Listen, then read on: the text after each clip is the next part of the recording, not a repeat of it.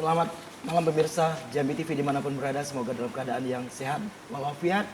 Nah, kembali hadir Jambi TV bersama Kejaksaan Tinggi Jambi untuk menyapa seluruh pemirsa untuk memberikan edukasi seputar bagaimana peran Kejaksaan Tinggi Jambi di Provinsi Jambi ini untuk menangani segala macam kasus ataupun pencegahan.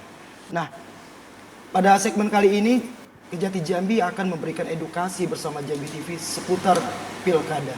Apa sih peran Kejaksaan Tinggi Jambi di dalam pemilu kada tahun 2024? Di mana pada pemilu kada tahun 2024 ini Provinsi Jambi ada kenaikan jumlah mata pilih 19,241 orang. Nah, maka total mata pilih di Provinsi Jambi ini ada 2.695.000 orang. Berikutnya di Indonesia itu ada 37 provinsi, 415 kabupaten dan 93 kota yang melaksanakan pemilu kada. Pemilu kada akan dilaksanakan serentak, merupakan pemilu kada serentak yang telah 5 kali dilaksanakan di Indonesia. Pada kali ini akan dilaksanakan pada 27 November 2024. Seperti yang saya janjikan tadi bahwa Jambi TV telah menjalin kerjasama bersama Kejaksaan Tinggi Jambi untuk memberikan edukasi kepada pemirsa. Di sebelah saya ini ada Pak Asintel Kejati Jambi, Pak Nopi Sud SHMH. Selamat malam, Pak. Selamat malam, Mas. Berikutnya ada juga pria ganteng dari Koordinator Tindak Pidana Umum Kejati Jambi, Dr. Muhammad Asri Irwan SHMH. Selamat malam, Pak. Alhamdulillah. Sehat semua Bapak-Bapak Kejati? Alhamdulillah sehat. Di tengah-tengah Kejaksaan Tinggi Jambi melakukan pengawasan pencegahan, masih ada waktu untuk memberikan edukasi melalui Jambi TV ya, Pak ya? Insya Allah selalu ada waktu. Amin. Untuk Jambi TV dan masyarakat. Amin. Nah, seperti saya janjikan pula tadi ada Asintel Kejaksaan Tinggi Jambi. Tentunya Asintel publik juga udah tahu nih bahwa Intel adalah secara mendasarnya memantau terus menganalisa gitu. Lantas apa yang dilakukan Asintel Kejati Jambi bersama jajaran untuk mendeteksi ataupun mencegah secara dini terhadap potensi yang ada terkait pemilu kada 2024 di Provinsi Jambi, Pak? Ya, terima kasih pemirsa Jambi TV. Kejaksaan Tinggi Jambi terutama berkaitan dengan pemilu kada di Provinsi Jambi ini tentu dikaitkan dengan tugas dan fungsi kejaksaan. Maka kami telah melakukan berbagai persiapan. Di antaranya kami telah membentuk posko pemilu di semua kejaksaan negeri dan di Kejaksaan Tinggi sendiri. Posko pemilu ini dibentuk untuk dalam rangka kami melakukan pemantauan, monitoring, bahkan menjadi sarana untuk barangkali kalau masyarakat memiliki pengaduan boleh disalurkan melalui posko pemilu. Nah, dalam kaitan dengan posko pemilu ini bergerak secara terus-menerus. Jadi kami ada petugas yang standby 1x24 jam.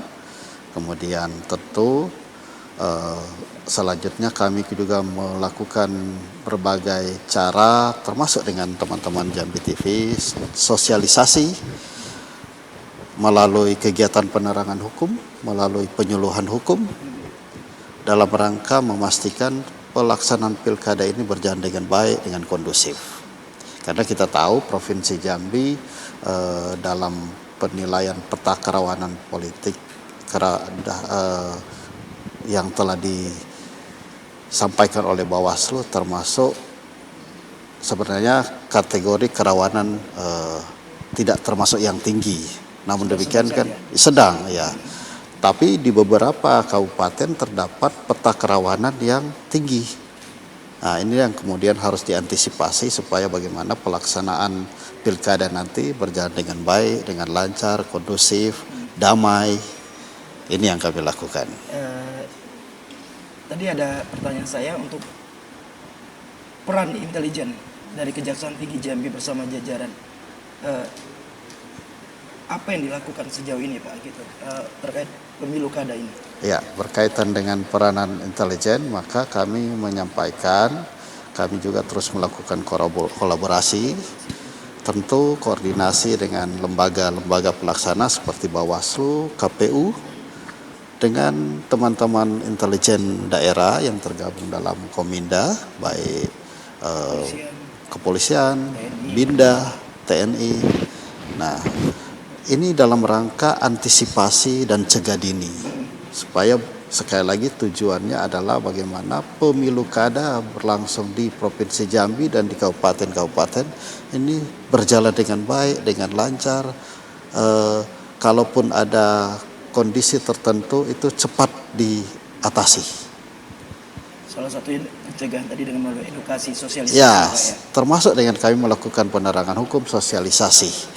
Karena ini menjadi penting. Gangguan itu Pak ya. Ya, karena kami kan sudah kemudian melakukan pemetaan kira-kira isu-isu apa yang menjadi kerawanan di pemilu di Provinsi Jambi. Kalau bisa disebutkan, kami tentu paling tidak isu-isunya diantara netralitas ASN. Karena kita tahu di beberapa daerah, kabupaten dan provinsi ini masih ada pejabat baik gubernur maupun bupati yang mencalonkan kembali. Tentu ini akan berdampak kepada ASN. Itu satu. Yang kedua, kami juga melihat kerawanan dalam penggunaan hak pilih.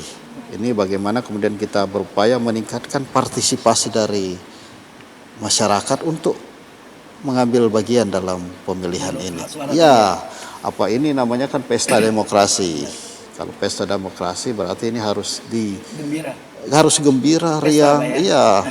Ujung-ujungnya kita menghasilkan pesta yang kondusif, membahagiakan buat kita semua. Itu. Terus Pak, tadi ada posko yang dibuat oleh Kejaksaan Tinggi Jambi maupun di tingkat jajaran. Itu ada juga salah satu posko yang dibuat itu sifatnya itu menerima laporan 1 kali 24 jam. Artinya dalam 24 jam ada terus ya Pak ya. Sejauh ini laporan seperti apa yang udah diterima nih Pak? Sejauh ini memang ada beberapa bentuk laporan ini kan kami bisa menginventarisir, baik orang bisa melaporkan secara langsung, tetapi juga kami boleh mendapatkan informasi dari media massa, kami boleh memperoleh informasi dari ketika dilakukan sosialisasi. Nah, ini bentuk-bentuk termasuk kami mengkategorikan sebagai bentuk informasi, sebagai bentuk pengaduan yang kemudian kami analisa. Apabila mengandung pelanggaran pidana, maka kemudian kami pasti akan meneruskan ke Bawaslu. Kalau mengandung administrasi, maka kemudian tetap salurannya melalui Bawaslu. Kemudian nanti Bawaslu yang akan menentukan melalui teman-teman di Sentra Gakumdu ya, untuk menentukan apakah ini pelanggaran pidana atau administrasi. Ya, tindak lanjutnya. Ini Pak Asri. Ya. Tentunya tindak pidana umum ini juga memiliki peran dalam pengawasan atau pencegahan di dalam agenda pesta demokrasi pemilu kada 2024 ini Pak. Ya. Apa sih fungsi dari tindak pidana umum di pemilu kada ini Pak? Ya, terima kasih Mas ya. Saya menyapa dulu pemirsa Baik. Jambi TV ya. Selamat malam semuanya.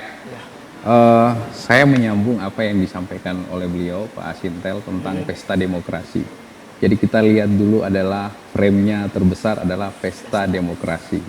Kita tahu bahwa kedaulatan tertinggi di negara kita adalah kedaulatan rakyat. Jadi kita ingin suara rakyat itu kita jaga, seperti itu. Kalau ditanya tentang peran kejaksaan, maka payung hukumnya atau frame-nya adalah Undang-Undang Kejaksaan dulu. Jadi Undang-Undang 16 2004 yang sudah diubah atau diperbaharui dengan Undang-Undang 11 2021. Jadi baru Itu dasar tugas ya Pak ya. dasar tugas. Nah, kemudian kalau kita berbicara tentang konsep pemilu, maka jargonnya atau undang-undangnya adalah Undang-Undang Nomor 7 Tahun 2017. Nah, kalau kita kristalisasi atau hubungkan antara undang-undang ini, kan pertanyaannya di mana sih letak peran dari kejaksaan itu? Benar. Kalau Mas bertanya tadi tentang pidana umum apa perannya, maka sudah kita ketahui bersama bahwa pidana umum itu melakukan penuntutan. Jadi kita sudah siapkan ya, jiwa raga SDM dari kejaksaan untuk melakukan penuntutan, khususnya perkara-perkara yang berkaitan tentang tindak pidana pemilihan, seperti itu. Ini kalau penegakan undang-undangnya gimana Pak? Ada undang-undang khusus yang ditegakkan di dalam pelanggaran di pemilu kada? Ya, istilahnya memang lex specialis, derograt lex generale. Sudah diatur di dalam undang-undang pemilu. Jadi di situ diatur semua mulai dari mekanismenya sampai kemudian terakhir yang berkaitan dengan pidana umum adalah tindak pidananya.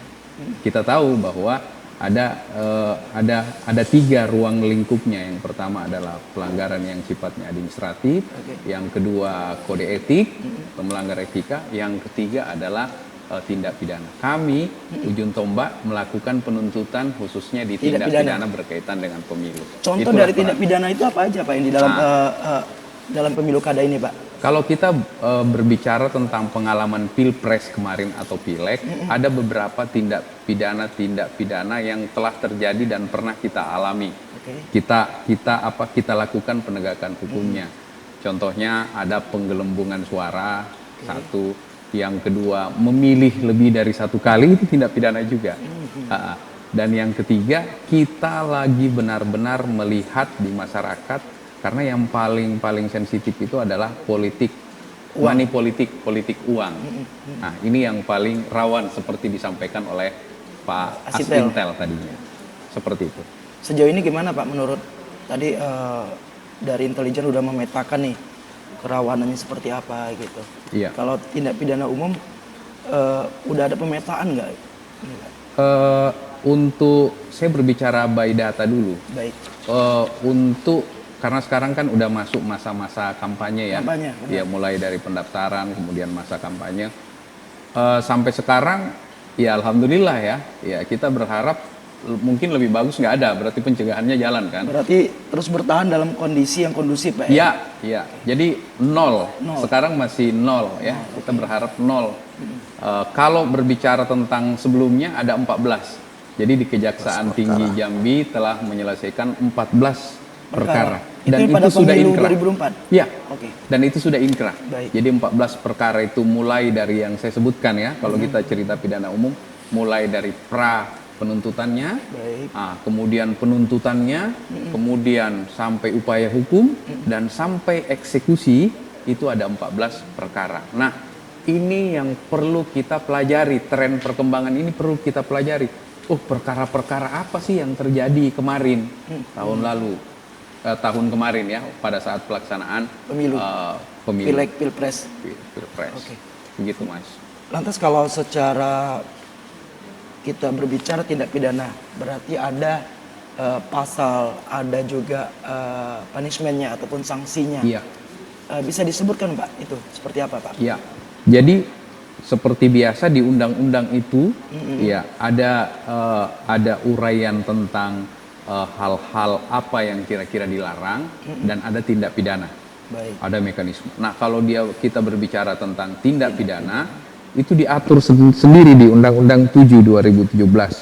Mulai dari pasal 278 sampai dengan pasal 523. Di situ disebutkan. Nah, saya kasih contoh gambarannya ya. Untuk politik uang misalnya. Di politik uang itu di pasal 523 juga disebutkan di situ. Apa sanksinya, Pak? Ada 3 ayat tuh. Jadi kita berbicara ayat nih ya. Benar. Pasal 523 ini harus masyarakat juga bisa tahu ya. 523 itu ayat 1, ayat 2, ayat 3. Ancaman bagi orang yang bermain politik uang. Jadi subjeknya itu banyak, Mas. Iya. Tim kampanye. Oke. Iya kan? atau tim sukses, iya, Membeli suara lah ya, Pak? Iya. Membeli suara tadi ya. pasangan calon, Baik. iya, yang memberikan materi kepada orang untuk mempengaruhi Oke. atau memilih salah satu pasangan calon. Itu ancamannya berat juga. Apa itu Pak? Tidak ancaman? main-main tuh. Apa ancamannya Pak? 4 tahun penjara, 4 tahun iya, penjara. dan denda. Denda. Nah, dendanya juga variatif. Ah. Dendanya variatif dari, kalau kita baca di undang-undangnya itu dari 24 juta sampai 48 juta. Lumayan ya. Artinya masyarakat ataupun kontestan ataupun simpatisan ataupun dari masa-masa kontestan ini jangan sekali-sekali melakukan politik uang. Iya. Nah, seperti apa peran Kejaksaan Tinggi Jambi berikutnya? Kita akan kembali sesaat lagi.